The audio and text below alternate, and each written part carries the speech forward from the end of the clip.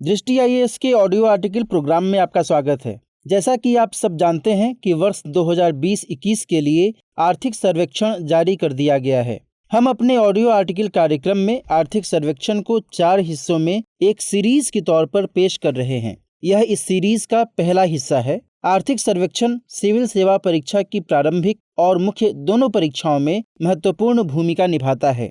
आर्थिक सर्वेक्षण 2020-21 को 2 खंडों में संकलित किया गया है। इस बार का आर्थिक सर्वेक्षण इस मायने में खास है कि इसे कोविड-19 योद्धाओं को समर्पित किया गया है। हर खंड में 10 अध्याय दिए गए हैं। अपनी ऑडियो आर्टिकल सीरीज में हम लोग अध्यायवार आर्थिक समीक्षा के महत्वपूर्ण पहलुओं की चर्चा करेंगे। आइए अब अध्याय 1 के साथ आर्थिक सर्वेक्षण 2020-21 का विश्लेषण करते हैं। हमारे वीडियो अंग्रेजी में देखने के लिए फॉलो करें हमारा ही दूसरा यूट्यूब चैनल दृष्टि आईएएस इंग्लिश। इस अध्याय का शीर्षक रखा गया है सदी में विरले ही आने वाले संकट में जीवन और आजीविका को बचाना। शीर्षक से सहज ही संकेत मिलता है कि इस बार के आर्थिक सर्वेक्षण में किस कदर कोरोना महामारी ने अपना प्रभाव छोड़ा है। लेकिन इसी बीच ये भी ध्यान रखना होगा कि भारत सरकार ने कम समय में जिस प्रबलता के साथ कोरोना के प्रभाव को कमतर करने का प्रयास किया वो कहीं अधिक महत्वपूर्ण है। सर्वेक्षण के मुताबिक सरकार द्वारा उठाए गए कदम लंबे समय में लाभ दिलाने के हिसाब से बेहद कारगर रहे। सर्वेक्षण में इस बात की चर्चा की गई है कि भारत ने बिल्कुल सही समय में लॉकडाउन लगाया। बेशक सरकार के इस फैसले से आर्थिक मोर्चे पर कुछ समय के लिए ठहराव जैसी स्थिति पनपी, लेकिन बाद के लिए यह सकारात्मक रुझानों वाली रही। इन्हीं स्थितियों के चलते सर्वेक्षण में इस बात का जिक्र है कि भारत वी शेप्ड रिकवरी की तरफ बढ़ रहा है। दरअसल जब अर्थव्यवस्था का ग्राफ तेजी से नीचे की तरफ गिरता चला जाता है और फिर वह धीरे धीरे गति में आते हुए ऊपर की तरफ बढ़ने लगता है तो यह ग्राफ अंग्रेजी अक्षर वी की तरह बनता है। इसी वजह से इसे वी शेप्ड रिकवरी कहा जा रहा है। आंकड़ों की भाषा में बात करें तो पिछले वित्त वर्ष की पहली तिमाही में सकल घरेलू उत्पाद जहां 23.9% की दर से सिकुड़ा, वहीं दूसरी तिमाही में इसमें 7.5% का संकुचन देखा गया। सर्वेक्षण में जिक्र किया गया है कि कोविड महामारी के चलते शुरुआती अप्रत्याशित नकारात्मक प्रभाव के बाद भारत ने धीरे धीरे अर्थव्यवस्था को फिर से पटरी पर लाने का काम किया। इसके लिए संरचनात्मक सुधार पर फोकस किया गया। इसके अलावा सर्वेक्षण में इस बात को भी पुरजोर तरीके से रखा गया है कि भारत ने जीवन और जीवन यापन के बीच जीवन को पहली प्राथमिकता दी। दरअसल सरकार ने जान है तो जहान है वाले प्रचलित सूत्रवाक्य को तरजीह दिया। कोरोना के प्रभाव, लॉकडाउन, सोशल डिस्टेंसिंग जैसी स्थितियों से जो परिणाम निकलकर सामने आए उनका बखूबी जिक्र किया गया है। उदाहरण के तौर पर सर्वेक्षण में उत्तर प्रदेश, गुजरात और बिहार द्वारा कोरोना मामलों के प्रसार की रोकथाम में सबसे बेहतर प्रदर्शन का जिक्र है। वहीं केरल, तेलंगाना और आंध्र प्रदेश में सबसे ज्यादा लोगों की जान बचाई गई। इसमें कोई दो राय नहीं कि क्वारंटीन करने और स्वच्छता को अपनाने जैसे तरीकों ने महामारी को काबू में करने में बेहद अहम भूमिका निभाई है। सरकार ने इन्हीं नीतियों के बदौलत महामारी के वक्र ग्राफ को सीधा करने में कामयाबी हासिल की। लॉकडाउन के दौरान 5T यानी test, track, trace, treat and technology strategy को अपनाया गया।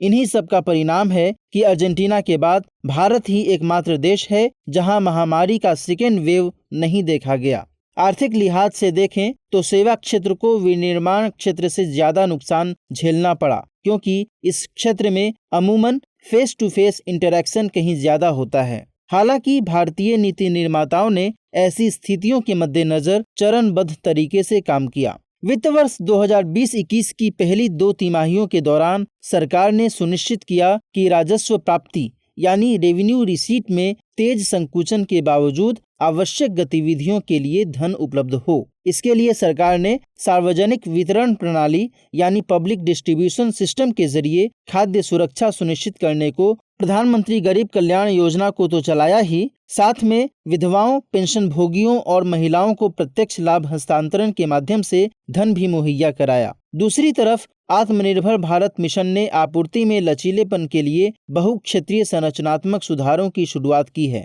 इसमें किए जा रहे सुधार मुख्य तौर पर रोजगार सृजन के लिए अर्थव्यवस्था के प्राथमिक और द्वितीयक क्षेत्रों की क्षमता को मजबूत करने पर ध्यान केंद्रित करते हैं। इसके अलावा सर्वे में पूरे वर्ष विभिन्न क्षेत्रों में लाए गए सकारात्मक सुधार को भी बताया गया है। कृषि क्षेत्र में सुधारों की बात करें तो इस दिशा में 3 नए अधिनियम farmers produce trade and commerce promotion and facilitation act 2020, farmers empowerment and protection agreement of price assurance and farm services act 2020 और एसेंशियल कमोडिटीज अमेंडमेंट एक्ट लाए गए। तो वहीं श्रम कोडों को 4 प्रमुख श्रम code, wage code, industrial relations code 2020, occupational safety health and working conditions code 2020 और सोशल सिक्योरिटी कोड 2020 में समेट दिया गया है। देश में आयातित कोयले पर निर्भरता को कम करने, घरेलू ऊर्जा क्षेत्र को आत्मनिर्भर बनाने के साथ साथ इस क्षेत्र में निजी निवेश को आकर्षित करने और रोजगार उत्पन्न करने के उद्देश्य से कोयला क्षेत्र में वाणिज्यिक खनन को अनुमति दे दी गई है।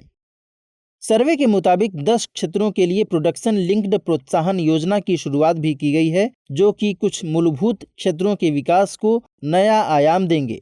वहीं राष्ट्रीय GIS इनेबल्ड लैंड बैंक प्रणाली की शुरुआत से अवसंरचना विकास के लिए त्वरित भूमि उपलब्धता सुनिश्चित हो सकेगी। बात अगर अंतरिक्ष विज्ञान के क्षेत्र की करें तो उपग्रह निर्माण, प्रक्षेपण और अंतरिक्ष आधारित सेवाओं में अब निजी कंपनियों को भी पूरा मौका दिया जाएगा। इससे भारत के अंतरिक्ष कार्यक्रम के विकास में और तेजी आएगी। वहीं रक्षा निर्माण क्षेत्र में ऑटोमेटिक रूट से FDI सीमा 49% से बढ़ाकर 74% कर दी गई है। शिक्षा क्षेत्र में PME विद्या सरीखे सुधारों के माध्यम से शिक्षा तक सबकी समान पहुंच को सुनिश्चित करने का प्रयास किया गया है, जबकि नेशनल रिक्रूटमेंट एजेंसी का गठन कॉमन एलिजिबिलिटी टेस्ट आयोजित करने में सहायक रहेगा। आइए अब सर्वे का दूसरा टॉपिक समझते हैं। टॉपिक का शीर्षक है, क्या विकास ऋण स्थिरता को जन्म देता है? हाँ, लेकिन इसके विपरीत नहीं। यह वर्तमान परिस्थितियों में सरकार द्वारा राजकोषीय नीति के इतर इसके सरकारी खर्च को बढ़ाने के निर्णय को बल देता है। टॉपिक का अहम बिंदु आर्थिक विकास और ऋण का संबंध एवं प्रतिचक्रीय राजकोषीय नीति की प्रासंगिकता है। आमतौर पर अर्थव्यवस्था में यह धारणा है कि अगर सरकार द्वारा भुगतान की गई ब्याज दर देश की आर्थिक वृद्धि दर से कम है तो इंटरटेम्पोरल बजट सरकार के लिए बाधा नहीं बनती। दरअसल ऋण स्थिरता किसी अर्थव्यवस्था के IRGD पर निर्भर करती है।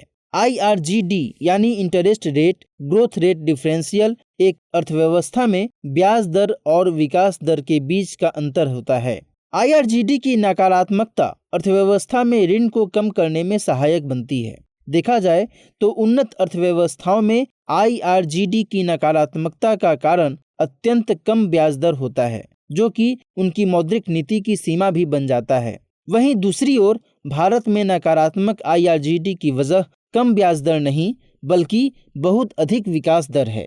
इस वजह से यह राजकोषीय नीति को मंदी और आर्थिक संकट के दौरान विस्तारवादी बनने में सक्षम बनाती है। चूंकि कोविड-19 महामारी ने मांग में नकारात्मक प्रभाव पैदा कर दिया है, ऐसे में सक्रिय राजकोषीय नीति यह सुनिश्चित कर सकता है कि उत्पादक क्षमता को संभावित नुकसान किए बिना आर्थिक सुधारों का पूरा लाभ मिल सके। साथ ही भारतीय अर्थव्यवस्था को देखें तो भविष्य में भी IRGD के नकारात्मक बने रहने की पूरी संभावना है। इसलिए विस्तारवादी राजकोषीय नीति विकास को गति देगी, लेकिन ऋण से सकल घरेलू उत्पाद अनुपात का स्तर भी न्यूनतम बढ़ाएगी। यानी कि सिमुलेशन के कदम खराब परिदृश्यों में भी ऋण स्थिरता के लिए समस्या बने, ऐसी संभावना नहीं दिखती। सर्वे के इस टॉपिक ने आर्थिक मंदी के दौरान विकास को सक्षम करने के लिए प्रतिचक्रीय राजकोषीय नीति का उपयोग करने की वांछनीयता को इंगित किया है। आर्थिक चक्रों को सुचारू करने के लिए प्रतिचक्रीय राजकोषीय नीति जरूरी है, जबकि आर्थिक संकट के दौरान यह महत्वपूर्ण हो जाता है। प्रतिचक्रीय राजकोषीय नीति में आर्थिक विकास के वक्त सरकार अपने खर्च को कम करती है और टैक्स को बढ़ाती है, जबकि मंदी में अपने खर्च को बढ़ाती है और टैक्स कम करती है। इस हिसाब से प्रतिचक्रीय राजकोषीय नीति मंदी के प्रभाव को कम करती है। भारत जैसे देश में जहां अनौपचारिक क्षेत्र में कार्यरत कर्मचारियों की संख्या बहुत ज्यादा है, प्रतिचक्रीय राजकोषीय नीति को और अधिक बल मिलता है, क्योंकि उन्नत अर्थव्यवस्थाओं में जहां सार्वजनिक और निजी क्षेत्र के श्रम बाजार बहुत अधिक बिखरे हुए नहीं हैं, वहां पर राजकोषीय खर्च द्वारा सार्वजनिक क्षेत्र के रोजगार को बढ़ाने पर निजी क्षेत्र में श्रम आपूर्ति कम हो सकती है। लेकिन भारत में जहां निजी और सार्वजनिक क्षेत्र के श्रम बाजार बड़े पैमाने पर बिखरे हुए हैं, ऐसे में राजकोषीय खर्च द्वारा सार्वजनिक क्षेत्र के रोजगार को बढ़ाने पर निजी क्षेत्र के रोजगार में श्रम बल की समस्या नहीं है, बल्कि पर्याप्त बेरोजगार संसाधन होने की वजह से सरकारी खर्चों में वृद्धि से अर्थव्यवस्था में बढ़ी मांग निजी क्षेत्र को प्रेरित कर सकती है, ताकि वह नई मशीनरी में अपना निवेश बढ़ाए। इससे सकल मांग पर मल्टीप्लायर इफेक्ट पड़ सकता है, जिसके परिणाम स्वरूप उच्च विकास दर हो सकती है। वास्तव में अगर बुनियादी ढांचे के निर्माण सरीखे सार्वजनिक क्षेत्रों में व्यय को निर्देशित किया जाता है, तो इससे निजी निवेश को भी बढ़ावा मिल सकता है। उच्च दरों से जीडीपी बढ़ने वाले देशों के लिए विकास उनके सार्वजनिक ऋण को कम करने में सहायक होता है। सर्वे के मुताबिक 1990 से 2018 की अवधि के लिए भारत का औसत IRGD नकारात्मक ही रहा है। इसकी वजह उच्च विकास दर है, जो कि ऋण स्थिरता सुनिश्चित करती है। पिछले 2.5 दशकों के रिकॉर्ड से यह स्पष्ट है कि भारत में उच्च जीडीपी वृद्धि के कारण ऋण से जीडीपी का अनुपात घटा है, क्योंकि उच्चतर विकास ऋण से जीडीपी अनुपात को कम करता है। लेकिन कम ऋण जरूरी नहीं है कि यह उच्च विकास का कारण ही बने। इसके विपरीत, जब जीडीपी की वृद्धि दर कम होती है तो विकास और सार्वजनिक ऋण के बीच ऐसा कोई संबंध नहीं होता। इसके अलावा अगर हम भारत के सार्वजनिक ऋण से जीडीपी की तुलना सर्वे के हिसाब से करें तो यह G20 OECD के विकसित देशों की तुलना में काफी कम है। सरकार के ऋण पोर्टफोलियो में भी बहुत कम विदेशी मुद्रा जोखिम की विशेषता है, क्योंकि बाहरी ऋण सकल घरेलू उत्पाद का 2.7% है। सर्वे में सबसे खराब स्थिति में भी वित्त वर्ष 2021 के लिए वास्तविक विकास दर को 7.7% ऋणात्मक और वित्त वर्ष 2022 के लिए वास्तविक विकास दर को IMF के अनुमानों के आधार पर 11.5% अनुमानित किया गया है, जबकि वित्त वर्ष 2020 के लिए सामान्य सरकारी ऋण का जीडीपी के 73.8% का अनुमान रखा गया है। आइए अब हम अध्याय 3 की तरफ रुख करते हैं, जिसका नाम है क्या भारत की संप्रभु क्रेडिट रेटिंग उसके मूल तत्वों को दर्शाती है? नहीं। निर्भय चित हो, मस्तक हो ऊंचा हमारा, हे प्रभु स्वतंत्रता रूपी स्वर्ग के लिए देश जागृत हो हमारा। इस अध्याय की शुरुआत रविंद्रनाथ ठाकुर के इस कथन से की गई है। इस कथन के माध्यम से यह बात कही गई है कि किसी परिस्थिति से प्रभावित हुए बिना भारत को अपनी समृद्धि को बढ़ाने के लिए भय से मुक्त होकर कार्य करते रहना चाहिए। इस अध्याय में यह बताया गया है कि सॉवरेन क्रेडिट रेटिंग के इतिहास में ऐसा कभी नहीं हुआ कि दुनिया की 5वीं सबसे बड़ी अर्थव्यवस्था को निवेश ग्रेड के तहत सबसे कम क्रेडिट रेटिंग BBB या Baa3 प्रदान की गई हो। यदि इससे कम रेटिंग हो तो माना जाता है कि ऐसी जगह में निवेश नहीं किया जाना चाहिए। अर्थव्यवस्था के आकार और उधार चुकाने की क्षमता को दर्शाते हुए 5वीं सबसे बड़ी अर्थव्यवस्था को मुख्यतः AAA रेटिंग दी जाती रही है। भारत और चीन ऐसे नियम के अपवाद रहे हैं। 2005 में चीन को A/A2 और अब भारत को BBB/Baa3 रेटिंग दी गई। सॉवरेन क्रेडिट रेटिंग जिन मूल सिद्धांतों के आधार पर दी जाती रही है, क्या यह इस ऐतिहासिक विसंगति को युक्तिसंगत मानती है? आर्थिक सर्वेक्षण के इस अध्याय में ऐसे ही प्रश्न पर विचार किया गया है और इसका उत्तर पाया गया है नहीं, यानी कि यह इसे युक्तिसंगत नहीं मानती है। बाजार के वे सभी मूलभूत सिद्धांत जिनके आधार पर ये रेटिंग दी जाती है वे हैं GDP ग्रोथ रेट, इन्फ्लेशन, सामान्य सरकारी ऋण, GDP के प्रतिशत के अनुसार चालू खाता शेष यानी GDP के प्रतिशत के अनुसार राजनीतिक स्थिरता, विधि का शासन यानी रूल ऑफ लॉ, भ्रष्टाचार पर नियंत्रण, ईज ऑफ डूइंग बिजनेस, अल्पावधिक बाह्य ऋण यानी GDP के प्रतिशत के अनुसार आदि। इनके आधार पर तय किया जाता है कि किसी देश की क्रेडिट रेटिंग क्या होगी।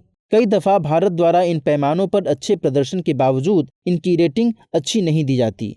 दरअसल क्रेडिट रेटिंग उधारकर्ता की कर्ज चुकाने की संभावना को दर्शाती है और अपना कर्ज चुकाने में उधारकर्ता की इच्छा और क्षमता को भी प्रदर्शित करती है। भारत की शून्य सॉवरेन डिफॉल्ट हिस्ट्री से यह प्रमाणित होता है कि भारत ने हमेशा अपने कर्ज का भुगतान किया है। भारत की भुगतान करने की क्षमता का पता न केवल बहुत कम विदेशी मुद्रा मूल्य वर्ग के ऋण से लगाया जा सकता है, बल्कि इसके विदेशी मुद्रा भंडार की पर्याप्तता से भी लगाया जा सकता है। इससे निजी क्षेत्र के अल्पावधिक ऋण के साथ साथ भारत के संपूर्ण बाह्य ऋण का भुगतान भी किया जा सकता है, जिसमें निजी क्षेत्र का ऋण भी शामिल है। विदेशी मुद्रा भंडार के प्रतिशत के अनुसार भारत का गैर सरकारी अल्प अवधि ऋण सितंबर 2020 तक 19% था। 15 जनवरी 2021 तक भारत का विदेशी मुद्रा भंडार 584.24 बिलियन अमेरिकी डॉलर था, जो सितंबर 2020 तक भारत के कुल बाह्य ऋण, जिसमें निजी क्षेत्र भी शामिल हैं, 556.2 बिलियन अमेरिकी डॉलर से अधिक है। इस सर्वेक्षण में यह बात सामने आई है कि सॉवरेन क्रेडिट रेटिंग में विकासशील देशों के खिलाफ एक पूर्वाग्रह और सब्जेक्टिविटी काम करती है। पूर्वाग्रह और सब्जेक्टिविटी की पुष्टि करते हुए कहा गया कि जब विश्व की 5 बड़ी अर्थव्यवस्थाओं में विकसित देश थे तो उनकी क्रेडिट रेटिंग अच्छी दी जाती थी, जबकि जब चीन ने वर्ष 2005 में 5वीं सबसे बड़ी अर्थव्यवस्थाओं में प्रवेश किया तब उसकी क्रेडिट रेटिंग कम कर दी गई, यानी A3 कर दी गई। वर्ष 2019 में जब भारत ने 5 बड़ी अर्थव्यवस्थाओं में प्रवेश किया तब भारत को भी कम रेटिंग यानी Baa3 प्रदान की गई। वर्तमान में भारत को प्रमुख 3 क्रेडिट रेटिंग एजेंसीज S&P यानी स्टैंडर्ड एंड पुअर्स, मूडीज और फिच द्वारा निवेश ग्रेड दिया गया है। जून 2020 में मूडीज ने भारत को Baa3 रेटिंग प्रदान की थी। सॉवरेन क्रेडिट रेटिंग का भारत के चालू खाता शेष, GDP के प्रतिशत के अनुसार राजनीतिक स्थिरता, विधि का शासन यानी रूल ऑफ लॉ, भ्रष्टाचार पर नियंत्रण के बीच सकारात्मक संबंध देखा गया है। वर्ष 2000 से 2020 की अवधि के दौरान भारत को इसके विभिन्न मापदंडों में प्रदर्शन की तुलना में लगातार इसकी उम्मीद से नीचे रखा गया है। 1998 से अब तक भारत की सॉवरेन क्रेडिट रेटिंग में 4 बार गिरावट और 7 बार उत्थान हुआ है। ये रेटिंग भारत के मूल तत्वों को सही रूप से प्रतिबिंबित नहीं करते, इसलिए यह कोई बड़ी बात नहीं है कि इसका भारत के सेंसेक्स रिटर्न, विदेशी विनिमय दर, सरकारी प्रतिभूतियों की प्राप्ति पर कोई बड़ा प्रतिकूल प्रभाव नहीं पड़ा है। क्रेडिट रेटिंग के पूर्वाग्रह और विकासशील देशों की तरफ इनका दोहरा रवैया भारत को रेटिंग पर विशेष ध्यान न देने की बात करता है। भारत को अपनी समृद्धि और विकास की ओर ध्यान देना चाहिए। हालांकि भारत ने G20 में पहले भी क्रेडिट रेटिंग एजेंसीज की प्रोसाइक्लिक प्रकृति का मुद्दा उठाया है। भारत को विभिन्न अंतर्राष्ट्रीय मंचों से सिफारिश करनी चाहिए कि क्रेडिट रेटिंग एजेंसीज अपनी पारदर्शिता को बढ़ाएं। क्रेडिट रेटिंग की गिरावट के कारण विकासशील देशों को निवेश से संबंधित समस्याओं का सामना करना पड़ सकता है। अंततः यही कहा जा सकता है कि क्रेडिट रेटिंग एजेंसीज के इस भेदभावपूर्ण व्यवहार, पूर्वाग्रह और व्यक्तिपरकता यानी इंडिविजुअलिटी को रोकने के लिए एक साथ आना होगा। इन रेटिंग्स में भले ही भारत के मूल तत्व न मिलते हों, पर ये विकासशील देशों की इक्विटी और डेट FPI फ्लो को प्रभावित कर सकते हैं। इससे भारी क्षति के साथ गहरा संकट आ सकता है। इसलिए यह जरूरी है कि सॉवरेन क्रेडिट रेटिंग की कार्यविधि को अधिक पारदर्शी, कम सब्जेक्टिव और अर्थव्यवस्था के मूल तत्वों को रिफ्लेक्ट करने के लिए अधिक सामंजस्यपूर्ण बनाया जाए। अध्याय 3 के बाद अब हम रुख करते हैं आर्थिक सर्वेक्षण के वॉल्यूम 1 के अध्याय 4 की ओर, जिसका नाम है असमानता और विकास, संघर्ष या अभिसरण। यहाँ अभिसरण का मतलब है कन्वर्जेंस। इस अध्याय की शुरुआत अरस्तु के एक प्रसिद्ध कथन से की गई है। वह कथन है, गरीबी क्रांति और अपराध को जन्म देती है। इसमें उन्होंने गरीबी को अपराध और क्रांति का कारण बताया है। इस अध्याय के माध्यम से सर्वेक्षण यह जांचता है कि भारत के संदर्भ में असमानता और विकास का संघर्ष है या अभिसरण। स्वास्थ्य, शिक्षा, जीवन प्रत्याशा, शिशु मृत्यु दर, जन्म और मृत्यु दर, प्रजनन दर, अपराध, नशीली दवाओं के उपयोग और मानसिक स्वास्थ्य सहित सामाजिक आर्थिक संकेतकों की एक श्रृंखला के साथ असमानता और प्रति व्यक्ति आय के सहसंबंध की जांच की गई है। इसके अलावा इस अध्याय में यह भी बताया गया है कि आर्थिक विकास का असमानता की तुलना में गरीबी उन्मूलन पर अधिक प्रभाव है। इसलिए गरीबी से बाहर निकलने के लिए आर्थिक विकास पर ध्यान केंद्रित करना होगा। असमानता संपत्ति, आय या खपत के वितरण में विस्तार की मात्रा को संदर्भित करती है। गरीबी से तात्पर्य वितरण के निचले भाग में मौजूद परिसंपत्तियों, आय या उपभोग से है। गरीबी को सापेक्षिक रूप में यानी रिलेटिव फॉर्मेट में या फिर एब्सोल्यूट रूप में यानी निरपेक्ष तौर पर परिकल्पित किया जा सकता है। लोग खुद को या किसी दूसरे को तब गरीब समझते हैं जब उनके समाज में दूसरों की तुलना में उनके पास कम हो। यदि गरीबी को सापेक्ष रूप में देखा जाता है तो इसे असमानता से अलग करने की आवश्यकता नहीं है। गरीबी का सापेक्ष माप वास्तव में असमानता का मापक ही है। वहीं दूसरी ओर यदि गरीबी को एक पूर्ण अर्थ में समझा जाए, अर्थात वितरण के निम्न स्तर पर संपत्ति, आय या उपभोग के पूर्ण स्तर पर ध्यान केंद्रित किया जाए तो असमानता में वृद्धि गरीबी में कमी के साथ भी हो सकती है। अर्थात विकासशील देशों में किसी नीति का प्रमुख उद्देश्य असमानता की बजाय गरीबी को दूर करना होना चाहिए। उन्नत अर्थव्यवस्थाओं के विपरीत भारत में आर्थिक विकास और असमानता सामाजिक आर्थिक संकेतकों पर उनके प्रभावों के संदर्भ में समामेलित होती है। डेटा से पता चलता है कि आर्थिक विकास का असमानता की तुलना में गरीबी उन्मूलन पर अधिक प्रभाव है। भारत में अधिक खपत असमानता वाले राज्य अधिक संपत्ति असमानता का सामना कर रहे हैं। भारतीय राज्यों में यह देखा गया है कि प्रति व्यक्ति असमानता और आय दोनों सामाजिक आर्थिक परिणामों के साथ समान रूप से संबद्ध हैं। यह अध्याय बताता है कि विकास के माध्यम से गरीबी उन्मूलन भारत के लिए अधिक फोकस बना रहना चाहिए। यह खंड इस बात की जांच करता है कि क्या प्रति व्यक्ति आय या असमानता भारत में गरीबी को सबसे अधिक प्रभावित करती है। हाल ही में भारत के लिए 1957 से 2012 तक के लगभग 6 दशकों के आंकड़ों का विश्लेषण किया गया और पाया गया कि निरंतर होते विकास ने गरीबी को कम किया है। इसमें यह भी पाया गया कि 1991 के बाद विकास का पैटर्न काफी बदल गया। उदारीकरण यानी लिबरलाइजेशन के बाद शहरी विकास और गैर कृषि विकास ग्रामीण गरीबी सहित राष्ट्रीय गरीबी में कमी के प्रभावी कारक के रूप में उभरे हैं। यह अध्याय इस बात पर भी प्रकाश डालता है कि एक ओर असमानता और सामाजिक आर्थिक परिणामों के बीच संबंध और दूसरी ओर आर्थिक विकास और सामाजिक आर्थिक परिणाम उन्नत अर्थव्यवस्थाओं में जैसे देखे गए हैं, दरअसल भारत में उससे अलग स्थिति है। अंततः कहा जा सकता है कि विकसित अर्थव्यवस्थाओं के विपरीत भारत में असमानता और प्रति व्यक्ति आय का सामाजिक आर्थिक संकेतकों के साथ समान संबंध है। आर्थिक विकास का ज्यादा प्रभाव असमानता की तुलना में गरीबी उन्मूलन पर पड़ता है। नागरिकों को गरीबी के दुष्चक्र से निकालने के लिए भारत को आर्थिक विकास पर जोर देना चाहिए। विकासशील अर्थव्यवस्था में पुनर्वितरण यानी रीडिस्ट्रीब्यूशन सिर्फ तभी व्यवहार्य है जब अर्थव्यवस्था का आकार निरंतर बढ़ता रहे। आइए अब 5वें टॉपिक पर बात करते हैं। टॉपिक में हेल्थ केयर क्षेत्र के महत्व और अर्थव्यवस्था के अन्य प्रमुख क्षेत्र के साथ इसके संबंधों को केंद्र में रखा गया है। दरअसल कोविड-19 महामारी रूपी स्वास्थ्य सेवा संकट कैसे एक आर्थिक और सामाजिक संकट में बदल गया, इसने कुछ अहम क्षेत्रों की ओर सोचने पर मजबूर कर दिया है। सर्वे में स्वास्थ्य क्षेत्र की समस्या जैसे आउट ऑफ पॉकेट खर्च को कम करने की बात का जिक्र किया गया है। इसके मुताबिक जीडीपी में सार्वजनिक व्यय में 1% से 2.5 से 3% तक की वृद्धि समग्र स्वास्थ्य देखभाल खर्च में आउट ऑफ पॉकेट खर्च को 65 से घटाकर 30% कर सकती है। सर्वे के मुताबिक भारत को भविष्य की महामारियों को प्रभावी ढंग से जवाब देने में सक्षम बनाने के लिए स्वास्थ्य के बुनियादी ढांचे को चुस्त करना जरूरी है। इसका एक अहम क्षेत्र टेलीमेडिसिन क्षेत्र है। महामारी के दौरान इस क्षेत्र ने दूर दराज के क्षेत्रों में स्वास्थ्य सेवा प्रदान करने की अपनी क्षमता को दर्शाया है। इस दौरान भारत में टेलीमेडिसिन को अपनाने में प्रभावशाली वृद्धि देखी गई है। सार्वजनिक क्षेत्र की ई संजीवनी ओपीडी या निजी क्षेत्र की प्रैक्टो को देखें तो टेलीमेडिसिन के माध्यम से लाखों लोगों ने परामर्श दर्ज किए।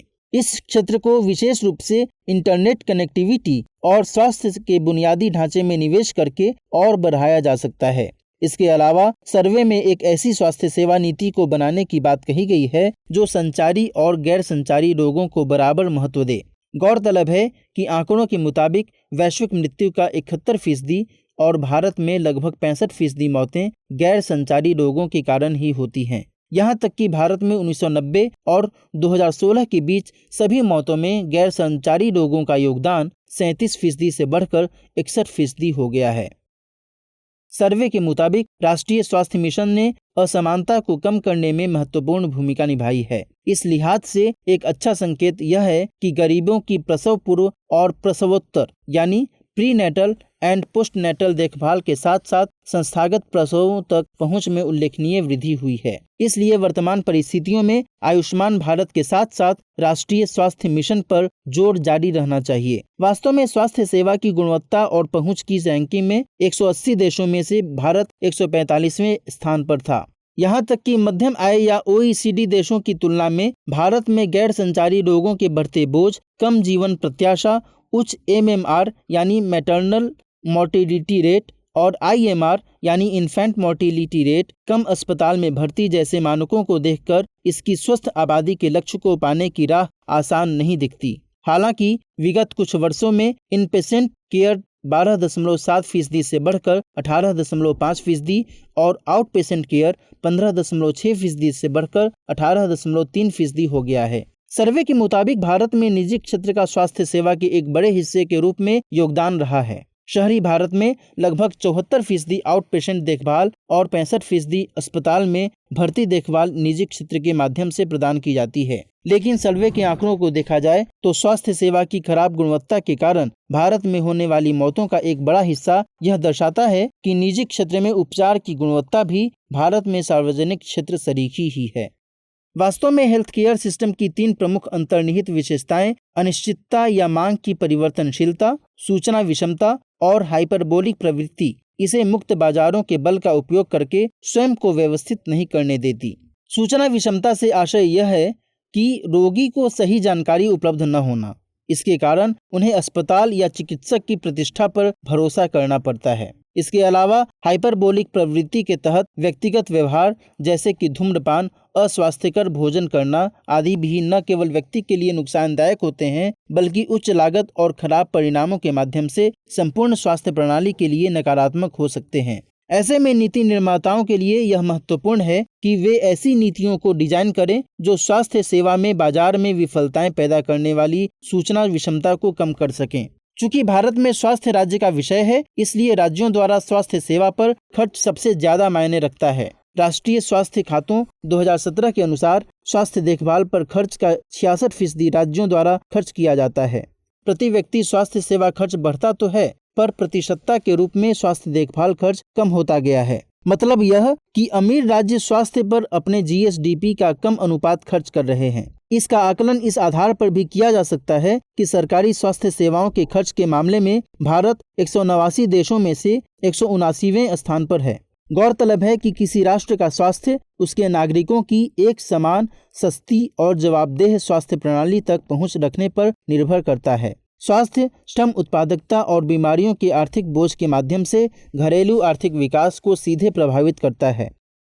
सर्वे में यह स्पष्ट दर्शाया गया है कि जीवन प्रत्याशा 50 से 70 वर्ष तक बढ़ने से आर्थिक वृद्धि दर 1.4% प्रति वर्ष बढ़ सकती है। यानी कि किसी देश में जीवन प्रत्याशा प्रति व्यक्ति सार्वजनिक स्वास्थ्य व्यय के साथ सकारात्मक रूप से संबद्ध है।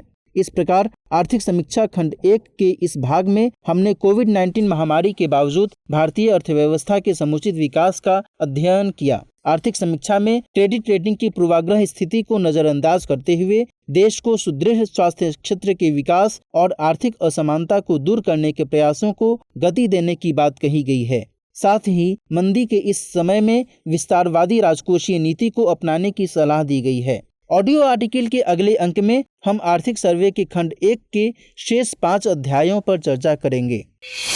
आइए नोट करते हैं इस आर्टिकल पर आज का सवाल है, आर्थिक विकास की उच्च दर भारतीय अर्थव्यवस्था में प्रतिचक्रीय राजकोषीय नीति की प्रासंगिकता का समर्थन करती है। आर्थिक सर्वेक्षण 2020-21 के आधार पर इस कथन का समालोचनात्मक विश्लेषण करें।